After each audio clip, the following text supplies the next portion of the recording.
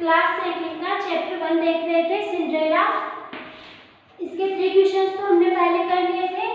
अब देखो question number 4, why did Cinderella's stepmother not want her to attend the royal ball. Why का मतलब होता है क्यों। Did Cinderella's stepmother, Cinderella की सौतेली माँ नॉट वांट नहीं चाहती थी। सिंड्रेला की सौतेली माँ क्यों नहीं चाहती थी, हर उसको टू अटेंड भेजना द रॉयल बॉल शाही समारोह में। सिंड्रेला की माँ क्यों नहीं चाहती थी कि सिंड्रेला शाही समारोह में जाए। हमने देखा ना वो नहीं चाहती थी, इसलिए उन्होंने उसको घर के काम में बिजी रखा था। तो इसका आंसर देखते हैं हम लोग। द स्टेप मदर, सौतेली माँ, डिड नॉट वांट नहीं चाहती थी सिंड्रेला, सिंड्रेला को टू गो कि वो जाए टू द बॉल समारोह में। उसकी माँ नहीं चाहती थी कि वो समारोह में जाए, बिकॉज क्योंकि शी वाज जेलस, वो जलती थी। जेलस मतलब जलन फील करना। वो जलती थी ऑफ हर ब्यूटी, उसकी सुंदरता से। वो सिंड्रेला की सुंदरता से डरती थी, इसलिए उन्होंने उसे नहीं भेजा उसमें समारोह में। Why did the fairy godmother ask Cinderella to bring? What did? क्या था? Fairy, परी, godmother माँ, परी माँ ने ask बोला, परी माँ ने क्या बोला था? सिंड्रेला, सिंड्रेला को to bring लाने के लिए। परी माँ ने सिंड्रेला को क्या चीजें लाने के लिए बोला था। हमने देखा कि परी माँ ने उसको वो क्या क्या मंगवाया था। एक बड़ा सा कद्दू मंगवाया था, 2-3 ग्रेस होपर्स मंगवाए थे। तो वो देखते हैं। द फेरी गॉडमदर, परी माँ ने आस्क बोला, परी माँ ने बोला सिंड्रेला, सिंड्रेला से टू ब्रिंग लाने के लिए, मी मेरे लिए। परी माँ ने क्या बोला कि तुम मेरे लिए लेकर आओ ए लार्ज पंपकिन, एक बड़ा सा कद्दू, पंपकिन मतलब कद्दू, ए रेट एक चूहा, एंड और 4 ग्रासहोपर्स 4 टिड्डियां लेकर आओ, ग्रासहोपर्स। तो परी माँ ने ये चीजें मंगवाई थी सिंड्रेला से। अब देखो आगे क्या दे रखा है आपको, बुक में देखते हैं। लुक एट दीज पिक्चर्स, आपको इन पिक्चर्स को देखना है।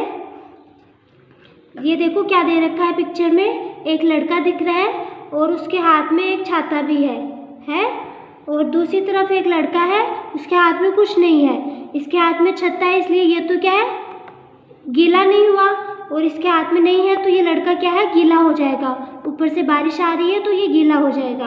अब देखते हैं इस पिक्चर में नीचे क्या लिख रखा है। इस लड़के के नीचे लिख रखा है ड्राई, ड्राई लिख रखा है DRY, ड्राई। ड्राई का मतलब होता है सूखी चीज, ठीक है, सूखी चीज। और जो चीज़ गीली हो चुकी हो, इसको हम लोग इंग्लिश में बोलेंगे वेट। ड्राई सूखी और वेट गीली। तो ये दोनों के अर्थ क्या है, एक दूसरे से अलग है। आगे देखो नेक्स्ट पिक्चर में क्या दे रखा है। एक लड़की दे रखी है, इसने देखो कैसे मुंह बनाया हुआ है, उदास हो रखी है ये। और आगे वाली में ये लड़की हंसती हुई दिख रही है। ये देखो इसमें ये लड़की क्या है, उदास दिख रही है, और इसमें ये देखो थोड़ी हंसती हुई दिख रही है, मुस्कुराती हुई दिख रही है। तो इसके नीचे लिखा है सैड, SAD सैड। सैड का मतलब होता है उदास होना, और ये स्माइल करती हुई दिख रही है, इसको क्या बोलेंगे, हैप्पी। हैप्पी मतलब खुश होना। वापस देखो, सैड मतलब दुखी होना, उदास होना। हैप्पी, हैप्पी मतलब होता है खुश होना। नेक्स्ट पिक्चर में देखो, यह आपको कोई दरवाज़ा दिख रहा है, गेट, और दूसरी वाले में दरवाज़ा बंद दिख रहा है। इसमें तो दिख रहा है कि ये खुला हुआ दरवाज़ा है, और इसमें ये गेट कैसे दिख रहा है, बंद दिख रहा है। अब देखो ओपन, ये खुला हुआ है, उसके नीचे क्या लिखा है, ओपन, और जो बंद है उसके नीचे लिखा है क्लोज। तो इसका ओपन, ओपन का मतलब क्या हुआ, खुला हुआ, और क्लोज मतलब बंद। नेक्स्ट पिक्चर में ये सही का निशान दे रखा है, दूसरी वाली में गलत का निशान दे रखा है। ये सही, ये गलत। अब देखो इसके नीचे क्या लिखा हुआ है, राइट। राइट का मतलब होता है सही, और इसके नीचे लिखा हुआ है रॉन्ग। रॉन्ग का मतलब होता है गलत। अब देखो ड्राई सूखा, वेट गीला, सैड दुखी, हैप्पी खुश, ओपन खुला हुआ, क्लोज बंद, राइट राइट का मतलब होता है सही, रॉन्ग का मतलब होता है गलत। तो आपको क्या करना है, इन वर्ड्स को कॉपी में लिखना है सभी को, और आपको इनका मतलब याद रखना है। अब देखो dry is the opposite of wet, इसमें लिखा है dry is the opposite, dry उल्टा है, किसका उल्टा है, ऑफ वेट गीला, ड्राई सूखा और गीला ये एक दूसरे के उल्टे अर्थ है। सैड दुखी और हैप्पी खुश, तो दोनों का अलग अलग मतलब हुआ ना, एक तो कोई इंसान दुखी है और एक कोई हैप्पी है, तो ये क्या है, एक दूसरे के अपोजिट है, अपोजिट मतलब उल्टे है। ओपन, ओपन का मतलब होता है खुला हुआ, और इसका अपोजिट क्या हुआ, क्लोज, क्लोज का मतलब होता है बंद, खुला हुआ और बंद, तो ये भी एक दूसरे के अपोजिट है।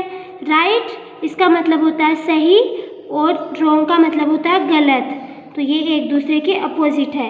इसमें यही लिखा हुआ है कि ये इसका अपोजिट है, राइट रॉन्ग का अपोजिट है ऐसे। अब हम लोग बोर्ड पे देखेंगे आगे।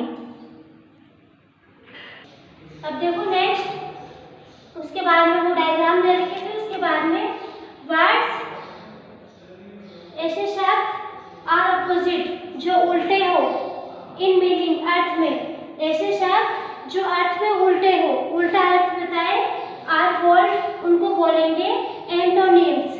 क्या बोलेंगे उनको, एंटोनिम्स बोलेंगे उनको। जो शब्द अर्थ में एक दूसरे से उल्टे हो, विपरीत अर्थ वाले हो, उनको हम लोग एंटोनिम्स बोलेंगे। इसको हिंदी में क्या लिखते हैं, विलोम शब्द, विलोम शब्द। एंटोनिम का मतलब होता है विलोम शब्द इसका। तो हम लोग क्या देखेंगे, अपोजिट वर्ड्स देखेंगे, एंटोनिम्स देखेंगे। ये देखो सैड, सैड का मतलब होता है दुखी होना, हैप्पी, हैप्पी मतलब खुश होना। अब ये एक दूसरे के उल्टे हो गए ना, एक तो कोई इंसान रो रहा है दुखी है, एक कोई इंसान हंस रहा है खुश है, तो ये एक दूसरे से उल्टे हो गए अर्थ में। राइट, राइट का मतलब होता है सही, रॉन्ग का मतलब होता है गलत, तो ये भी एक दूसरे से उल्टे हो गए, जैसे दिन रात, ऐसे उल्टे अर्थ वाले शब्दों को हम लोग एंटोनिम्स बोलते हैं। अब आगे देखो, यूज काम में लेना है, डिस, डिस काम में लेना है, और अन, अन काम में लेना है। बिफोर द वर्ड्स, वर्ड से पहले, ये जो नीचे आपको वर्ड्स दे रखे उनसे पहले आपको डिस लगाना है और अन लगाना है। टू मेक बनाने के लिए, देयर एंटोनिम्स उनके विलोम शब्द, उनको विलोम शब्द मतलब एंटोनिम्स बनाने के लिए आपको डिस लगाना है और अन लगाना है। ये देखो फर्स्ट स्पेलिंग दे रखी है कवर, COVER कवर। कवर का मतलब होता है ढका हुआ, और इसके आगे क्या लगता है, अन, अनकवर का मतलब होता है बिना ढका हुआ। कवर का मतलब होता है ढका हुआ, अनकवर का मतलब होता है बिना ढका हुआ। एबल, एबल का मतलब होता है योग्य, अनेबल का मतलब होता है अयोग्य। ओबे, ओबे का मतलब होता है किसी की बात मानना, और डिसोबे का मतलब होता है अनसुनी कर देना, किसी की बात को अनसुनी कर देना, नहीं मानना, उसको बोलेंगे डिसोबे। ये है सेटिस्फाइड, सेटिस्फाइड का मतलब होता है संतुष्ट होना, और डिससेटिस्फाइड का मतलब होता है संतुष्ट नहीं होना। आगे देखो वेल, वेल से पहले क्या लगा है, अन, वेल का मतलब होता है ठीक, अनवेल का मतलब होता है ठीक नहीं होना। कोई चीज ठीक है उसको बोलेंगे वेल, जैसे आई एम वेल, मैं ठीक हूँ, और तबीयत ठीक नहीं हो तो मैं क्या बोलूँगी, आई एम अनवेल, कि मैं ठीक नहीं हूँ, तो ठीक, ये ठीक नहीं होता। रियल, रियल का मतलब होता है वास्तव में, हकीकत में, असलियत में। और अनरियल, अनरियल का मतलब होता है काल्पनिक, जैसे सपने में, काल्पनिक जिनमें हम लोग चीज़ों की कल्पना करते हैं। एग्री, एग्री का मतलब होता है सहमत होना, किसी चीज़ से सहमत होना। और डिसएग्री का मतलब होता है किसी चीज़ से सहमत नहीं होना। अगर कोई चीज़ हमें अच्छी नहीं लगती तो उसके लिए बोलेंगे किसी बात के लिए कि मैं इस बात के लिए सहमत नहीं हूँ, तो इंग्लिश में बोलेंगे डिसएग्री। आगे देखो ऑनेस्ट, ऑनेस्ट का इसके आगे दिस लगा है तो इसका अपोजिट बन गया। तो ईमानदार का अपोजिट क्या होता है?